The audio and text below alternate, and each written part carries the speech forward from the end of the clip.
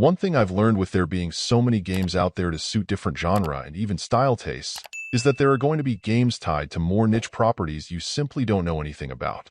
While I've played a few Touhou games and can appreciate their pretty typically cutish anime art style, I'm otherwise completely ignorant of it.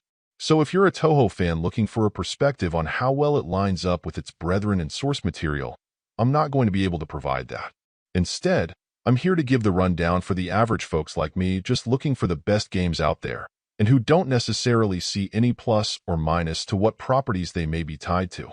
While it's an enormously cheery and upbeat title, outside of some off characters who seem to be quite worked up over something or another, it's absolutely an odd mix. During the day you'll wander about town, talking to people, finding recipes, and collecting ingredients to use at your food stand. Then at night you'll work to use those ingredients to put together a variety of delicious dishes and refreshing drinks in a pretty typical time management restaurant sort of style. Oddly enough, there's also a jukebox that will allow you to play some pretty varied, and sometimes difficult, music rhythm games as well just because they felt like including it, I suppose. There's some story to work through, characters to chat up and befriend, eventually a wider variety of drinks and dishes to whip up, and it's all pretty light and relatively low effort. The thing is, depending on what you're looking for, this could be a disappointment. If you were really looking to challenge yourself with the time management piece, between your helper and the fact that pretty well every dish is very simple to prepare, that aspect isn't likely to keep your interest for long.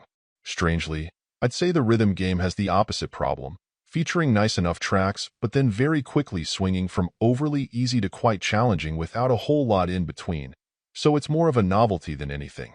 The problem is that there are quite a number of sims out there, most of them being cheaper to boot, that handle all of this in a more engaging and consistently challenging way, making this an odd bird in many ways. I really think familiarity with the Touhou brand and its characters would be essential to getting anywhere near enough out of the game, especially at this price point.